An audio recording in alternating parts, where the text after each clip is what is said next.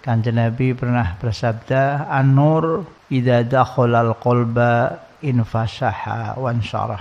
Cahaya itu kalau sudah masuk ke dalam hati, maka hati itu insyarah, menjadi hati yang lapang. Infasaha wansaraha. Kalimatani tu'adiyani ila ma'nan wahid. Dua kalimat yang maknanya satu.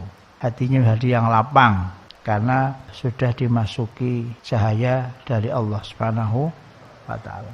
Maka Syekh Muhammad Amin Qurdi menulis buku namanya Tanwirul Qulub, tujuannya agar para pembaca ini hatinya mendapat cahaya dari Allah Subhanahu wa taala. Kitabnya besar sampai ratusan halaman. La Sa'adatul Mubtadi'in ini seolah miniatur, bentuk kecil dari kitab Tanwirul Qulub.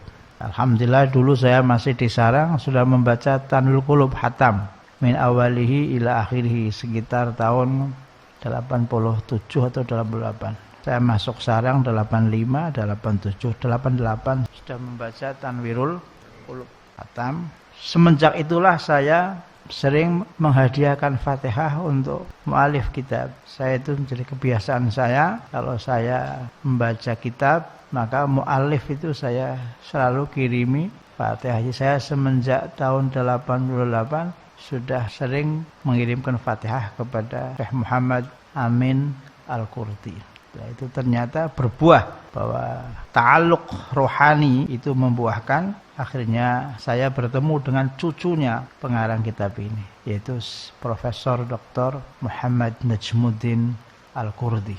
Ta'alluq rohani itu penting, dan mabna at-tasawuf, pondasi dari tasawuf itu adalah ta'alluqun rohaniyun, keterkaitan rohani dengan orang-orang soleh, karena keterkaitan rohani dengan orang-orang soleh itu bisa mengantarkan kepada Allah Subhanahu wa ta'ala. Syekh Abdul Qadir Al-Jilani pernah mengatakan, kun ma'allah, kun ma'allah. Hendaklah kamu bersama-sama dengan Allah. Fa'idha lam tastati', jika kamu belum mampu bersama dengan Allah, kun ma'amman kana ma'allah. Bersamalah kamu dengan orang yang orang itu sudah bisa bersama dengan Allah. Fa innahu yusiluka ilallah, karena bersama dengan orang-orang yang sudah bersama dengan Allah itu akan mengantarkan kamu kepada Allah Subhanahu wa ta'ala. Maka ini menjadi pondasi dari bangunan tasawuf. Inti dari tasawuf pondasinya adalah ta'alluq sholihin, yaitu mentautkan hati dengan orang-orang soleh. Semenjak saya membaca Tanwirul Qulub, saya belum pernah ngaji. Saya belum pernah ngaji Tanwirul Qulub, tetapi saya membaca Tanwirul Qulub. Semenjak itu saya menghadiahkan Fatihah Syekh Muhammad sampai sekarang, dan itu berbuah saya bisa ketemu dengan cucu beliau. Itu yang semula tentu saya tidak membayangkan akan bisa bahkan sowan ke pusara Syekh Muhammad Amin Al-Qurdi. Berawal dari saya ngaturi Profesor Dr. Fathi Hijazi, Fathi Abdurrahman Hijazi, seorang guru besar Al-Azhar jurusan bahasa, sehingga beliau bisa rawuh ke sini 3 kali atau 4 kali. Semula saya tidak menduga bahwa beliau adalah juga seorang guru dalam Thariqah Naqsabandiyah. Saya undang hanya sekedar untuk memberi ceramah agama, ternyata dia adalah seorang guru Thariqah. Dia punya guru, beliau punya guru. Siapa gurunya? Gurunya adalah Profesor Syekh Muhammad Najmuddin Al-Qurdi yang mengarang kitab Tanwirul Qulub, juga kitab Sa'adatul Mubtadi'. Dan ini kitab kecil, tapi yang mengarang itu ulama besar. Maka isinya sangat baik. Syekh Fathi ketika mau datang ke sini, Syekh Fathi profesor, doktor, usianya lebih sepuh Syekh Fathi ketimbang Syekh Muhammad Najmuddin.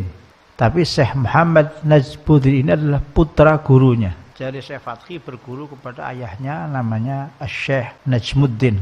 Syekh Najmuddin ini putranya yang ngarang kitab ini. Syekh Najmuddin putranya Syekh Amin Qurdi. Syekh Amin Qurdi punya putra Najmuddin. Najmuddin punya putra Syekh Muhammad Najmuddin. Julukannya Muhammad Syekh. Syekh Fathi lebih sepuh, sama-sama profesornya. Saya undang, beliau sowan kepada putra gurunya, tapi kemudian menjadi gurunya meskipun beliau lebih sepuh. Beliau bilang, Syekh, saya mendapat undangan ke Indonesia. Jika engkau memberi izin, saya berangkat. Jika panjenengan tidak memberi izin, saya tidak akan berangkat. Ini namanya adab. Seorang profesor, doktor mau ke Indonesia masih pamitan kepada gurunya. Kadang-kadang santri belum apa-apa pulang tidak pamitan.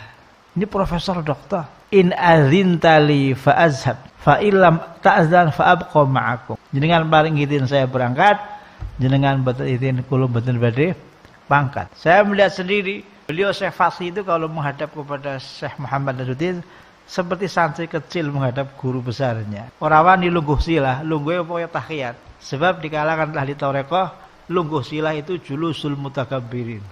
Lungguh silah itu julusnya wong sombong, itu sombong kabeh iki. Lungguh kaya iki lho, lungguh seperti ini.